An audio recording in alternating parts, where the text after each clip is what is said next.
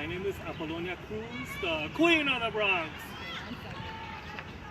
Okay. Testing. Probando.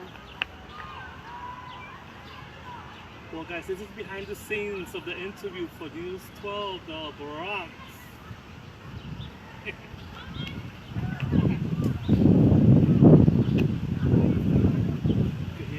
Alright, so one more time. Give me that spunky. What is your name? My name is Appolonia Cruz. Appolonia Cruz.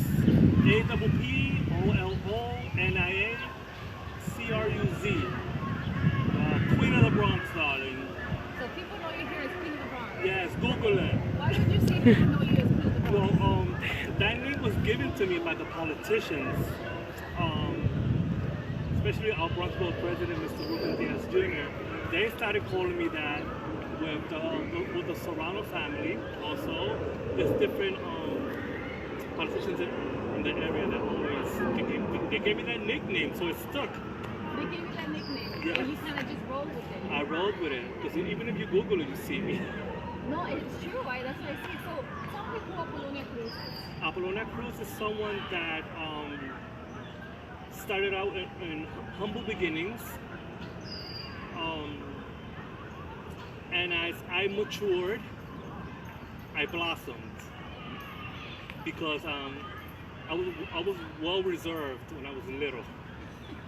So when did this come about? Like you wanting to dress in drag? Well, I was always a club kid back in the day, and when I moved to Miami, South Beach in the late 80s, I started going to the clubs, the club scene, and I started wearing weird costumes. And then one day I did amateur night at a club, and then the rest is history. I did amateur nights like 2 nights, then I was getting bookings in all the Spanish clubs in Miami. Yes. And then when I made my New York City drag show crossover from South Beach, I started performing in New York City in 1999 to this present date. Can you explain how that time was for, people who were gay? Would you say that people were accepting at that time? Like that had already come out? Did you remember that time? The time when I was living in Miami? Or the time when you came to New York? Did you feel like it was accepted, being a drag queen? Yes, the drag scene in New York has been really popular. Even when I was a child, we had family members that were performers at some old school clubs.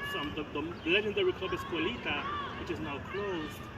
I had a cousin of mine that was a performer at Escuelita when I was in junior high school.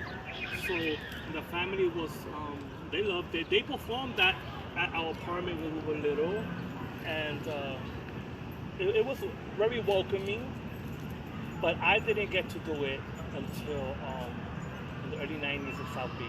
And what made you, do you remember that day when you were in Miami and you're like, I want to dress in drag? Oh, because I dressed in drag for Halloween. Because I always did, what's that word? I get tongue-tied. Okay, Andrologist. I forgot the name of that word. I can't pronounce that word. I used to mix it up. Okay. I used to wear military, Speedos, and high heels, and spiky hair to go to the clubs in South Beach. Because that's where I blossomed in the club scene in South Beach. So then one time I dressed up in drag for Halloween, and someone told me, "Oh my God, you look like a professional drag queen. We're gonna put you in the club." And I was like, "Oh my God, okay, let's do it." So I did it, and I ended up as first runner-up the first show. And when I competed again, I won the prize. And ever since then, I was getting booked. I was getting booked in the Spanish clubs back in the day in Miami. And then I spoke to my brother, Joanna Cruz. He's a DJ here in New York City, and I said, I want to do shows in New York too. So that's what I did. I came to New York. My brother he pushed me in the club scene, and I developed my own wings. I love it. I love what I do. I love the joy that I bring to the community. They love my events. They get excited when I attend their events. I like wearing fun costumes and stuff like that. And I'm very involved in the community. Like I've hosted every pride imaginable in New York City, except the one in Manhattan. And I also hosted a Jersey City Pride years ago. So I was very involved in the pride scene. What made you want to be involved? What made you want to be involved in this? I felt that we needed more Latina drag queens.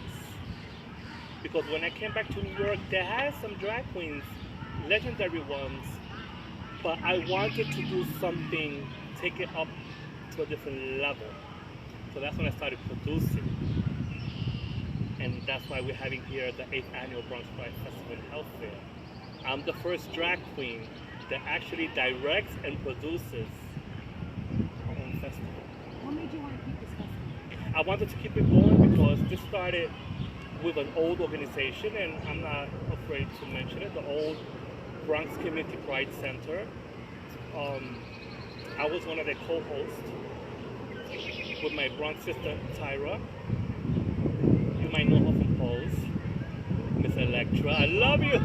Well, I was her co-host for Bronx Pride Festival when we used to have it at Boy Park. But then they switched to Crotona.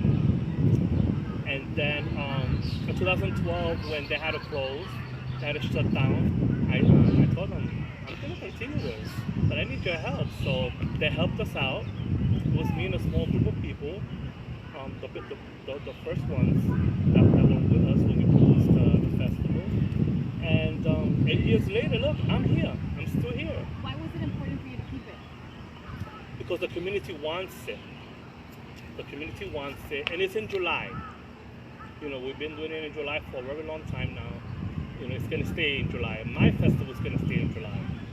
There's another festival in June, One Bronx Festival, which I'm going to be emceeing the parade. You know, I believe in uniting. When I use that word unite, I mean it. So they invited me to be part of it again. I said yes, I'll be there. So I'm going to be emceeing their One Bronx Festival parade with Tim Moss. Tim Moss is also not a drag queen, he does characters. And he's going to be also one of the MCs for the Bronx Pride Festival here at Crotona Park.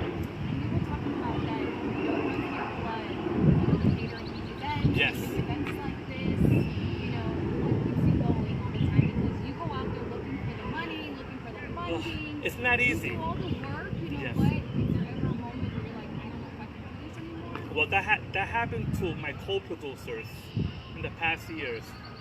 They were just giving up, and I said, I'm not gonna give it up. I'm gonna continue this fight to do this this festival. The community loves it. I'm very involved with the transgender community. They used to have their picnic on the other side of Crotona, on the other side from where we're at. And when I started directing the Bronx Pride Festival and Health Fair in July, they changed their the trans picnic. They actually do it the same day of the festival. Oh, so they're going to be here too? Yes, they're going to be here once again. And they'll be on the left side of the amphitheater. They'll be on a little nice location. All of the legendary transgender entertainers from back in the day. Back in the day? Yes, they were all entertainers back in the day. Hairstylists, producers. So they all come here support me. So it's a great feeling that they see my vision for the community to continue these events. You talked about that. You've also been very involved in the community. Yes. Yes. Yes, I have friends that their families do not accept it, that do not accept their lifestyle. They think it's a choice. My answers to them, I spoke to one of them, to a family member. It wasn't a choice about me. I knew what I was even before I started first grade. And as a matter of fact, the school's right behind us. So you knew that you liked boys. I knew that I found boys cute. That's the word we use. Because at that age, we don't know, and it was nothing sexual. It was just, oh, he's cute. You know what I'm saying? Yes, but it wasn't like, because I was very young. So it was like, oh, he's cute. I found girls pretty too. Yes. But I think the boys caught my attention more. And then when you come out, I never came out of the closet, even though I was well reserved. I mean, she knew. Plus, the family members were always telling her, because I was always sewing as a child, 6 years old, making Barbie doll clothes for my cousins. So we had a family member that used to work in a garment district. She always gave me a whole bunch of materials and everything. So I used to make a lot of dolls and clothes, and I made clothes for one of my sisters. I was very involved. So you would say you were born this way? I was born this way, 200%.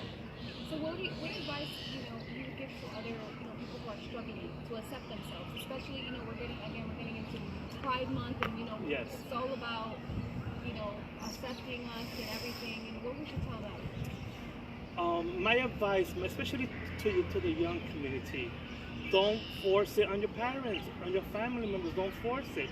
You live your life, live your truth.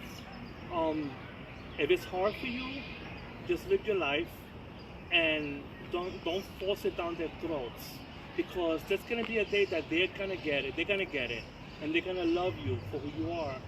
I mean, I know people that are dealing with that right now, and I remember a teenager when I first started with the festival here.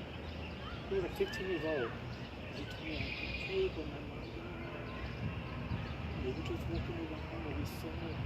He knew what gay pride flags were, so he came and he spoke to me. I told him, "Don't worry about it. Don't push it on. Give it time." And I spoke to his mother, and then I asked her, "This is your first time in a gay pride parade?" She said yes. Or festival? She said yes. And I said, "But what happens if your son comes out of the party that he's gay?" She said, "I will love him." And I told him, "Here's your chance." That's great. You helped them I've done that many times, You done that actually. Many times. Other times I told the kids, just give it time, let it simmer, and then. So people come to you. Kids Oh, come all to the you. time. How does that make you feel? Like what I'm doing, I call this work. What I do is work, and I feel that my work is appreciated. But not only did I fight, to get the word out, with the festivals and stuff. I fought for marriage equality. That was a big fight. You were there. Yes, I hosted the biggest rally in the country, in the world actually, for marriage equality in New York. I was the MC. You were the MC. Yes. So, which I also invited my Bronx sister Tyra. Me and Tyra we worked in many events together. So, I said, "Tyra, you need to share this history moment with me." So she came in and showed me. Oh, it was behind the scenes. I had tears. How was that feeling when it actually It became law. Okay, I hosted a rally. It was September of 2010, and then in June it passed. The law in New York City passed. But when I was fighting that fight, members from my own community was telling me, "Hi, Appolonia, you're wasting your time. Use your platform for something else." I'm like, no, I believe in this platform because we need to protect, our lives and what we have. You know how many people I know that open businesses, own homes, cars, and everything, and one of them passed away, with the AIDS crisis. The homophobic families come out of the woodwork claiming everything. And what did the government do? Yes, and that was happening in Miami. I lived the AIDS crisis in Miami, not in New York. So sometimes I get emotional because I lost my circle of friends in Miami, the ones that would push me, do the club shows, do another party, because did you do this for them too? Yes, I was fighting. I was fighting for the AIDS crisis in Miami, for the AIDS walk we used to have on South Beach. But I don't think they're doing it anymore in South Beach than in Miami. So you keep also over the square things that you call? Yes, and the thing is that I think of them all the time, and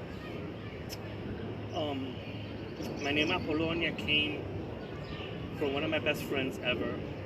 His name was Apollon. He was Dominican and Haitian, and I used to call him Appolonia. So when I started doing drag, professionally in Miami, he told me, "Girl, use the name Appolonia. That way you will never forget me." And I haven't. I think of him every time. Every time someone calls my name Appolonia, I think of him. Very supportive. Oh my God, he was flamboyant. Woo, Lord Jesus. They keep you going. They keep me going. They're not here any longer, but I like that.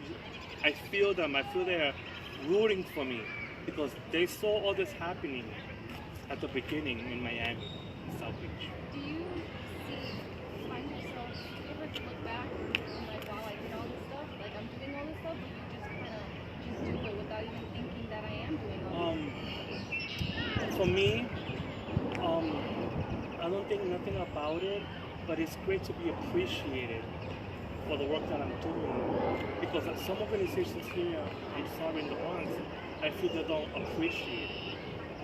But I don't worry about how they feel about it because everybody knows that what I'm doing here for our community in the Bronx, I do it from the heart. And when the agencies want to use me, they hire me. And I show them I'm here for the community. You know, I love what I do. I'm going to continue doing this, you know, as long as I can. You know, I'm always breaking bones here and there. And but I'm still gonna do what I'm doing for the community. I love what I do. I'm gonna continue to do it.